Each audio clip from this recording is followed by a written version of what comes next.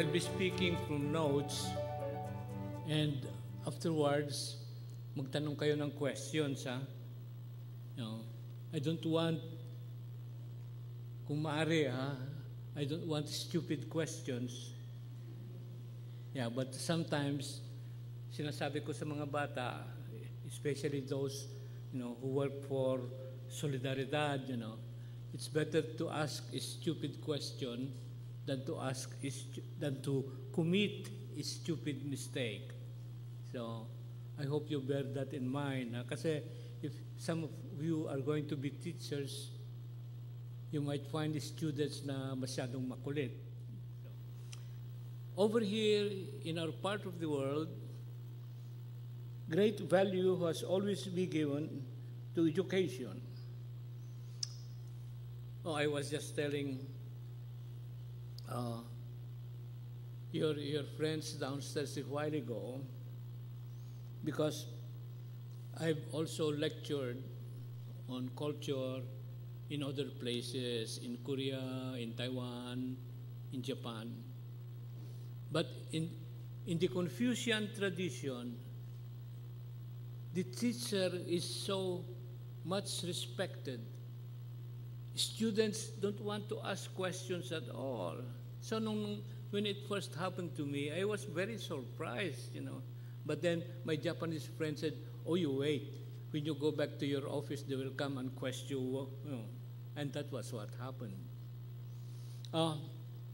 As a Filipino teacher, I also encountered different attitudes of students. I taught for a term in Berkeley, and there were some students speaking loudly in the back. I got very angry. I slammed my desk and I said, "You there, keep quiet. If you don't want to listen to my lecture, get out of the room." Galit na galit ako, Then I was told afterwards by an American teacher that American teachers don't do that at all. Sabi ko naman, hindi naman ako Amerikano, So there you are. Now,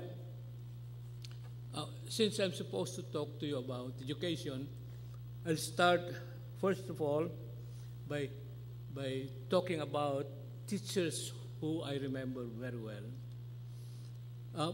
First and foremost, you must remember that teaching, like motherhood, is one of the most, if not the noblest, profession in the world. Teachers who are so committed to their jobs, perhaps may not realize it, but their influence extends beyond the classroom to the family of their students, to their grandchildren, And it is in recognition of this fact that I've always also come to love and respect teachers. Sorry na lang, dahil ngayon, teachers are not given that respect that they deserve. Nung araw, I had an uncle who was a teacher, and he was called maestro everywhere, and he was a very respected member of the community. This was in the 30s. At yung asawa niya, kahit hindi teacher, tawag din sa kanya maestra. See? Of course, that isn't done anymore. Now, my first teacher was my mother. See? So remember that, you who are women, that you are the first and foremost teacher of your children. My mother, if you saw her, she looked like an average peasant woman. She never wore Western clothes. But she finished grade 7, and her first teacher was an American soldier. Because many of the soldiers who came here after the end of the Philippine-American War, many of them became teachers, And this was before the Somasites came. See, whenever we had foreign visitors in our house, I would introduce her to them, and she would reply in beautiful, grammatical, perfect English that surprised my children. Ay, si Lola, ang galing mag-English pala. Yeah. So, perhaps that is one of our best legacy from the Americans. When she found out that I like to read very much, wala kaming libro sa bahay except the textbooks. She'd go around the town looking for books for me to read. See? And that's how I started really loving books, reading them. Hindi lang yon. You get educated in the house, whatever family you have. For instance, I learned rectitude from my own grandfather. He did not speak Spanish at all. He could barely write his name. He took this course called the Cartilla, But my grandfather, these were words I always remembered. When he got very angry, he used the Spanish phrase, "sin vergüenza." You know what that means?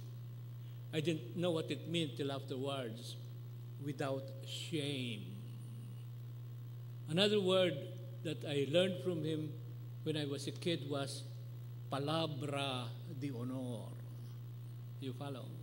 So, he may have used them in anger, but behind this expression was virtue. In grade school, I had a grade school teacher in grade 5 who learned that I like reading. She was the one who introduced me to the novels of Rizal. That was the first. Then Cervantes' Don Quixote. How many of you have read Don Quixote? Wala. In the original, not Spanish, but the original English translation, yeah. You know that it's very thick, di ba? Parang Biblia, the original English translation. When I read it as a kid, 10 years old, I read it as parang, yung telenovela, I wanted to find out what's going to happen next to this old man, I wasn't reading it as a reader should, because Don Quixote is not just that kind of novel. There are so many things in it. Yeah. So that was my teacher in grade school. And then in college, in Santo Tomas, I also had a wonderful teacher in a Dominican priest, Father Juan Labrador. He was himself a writer, and I learned from him perhaps my greatest lesson in writing, which is clarity. So one of my stories just appeared in the Saturday Evening News, edited then by N.V.M. Gonzalez. It was prolix, like James Joyce, like William Faulkner, because I was trying to imitate William Faulkner at the time. So sabi ni Father Labrador, Sionil, come here. And nung kumakain kami, sabi niya, look at the window. So I looked at the window. Wala pa yung buildings noon. That was the high school doon sa harap. So I said, what do you see? Sabi ko, Father, the high school girls playing softball. So sabi niya, suppose I covered the window with curtains, and just left, a part of the window open. What will you see? Sabi ko, the girls playing softball and the curtains. And then tumawa na siya. Suppose I covered the entire window with beautiful curtains. What will you see? The curtains, Father. Sionil, that's writing. Sabi, that's writing. Never cover the entire window with curtains, no matter how beautiful they are, because the reader will see nothing but the curtains.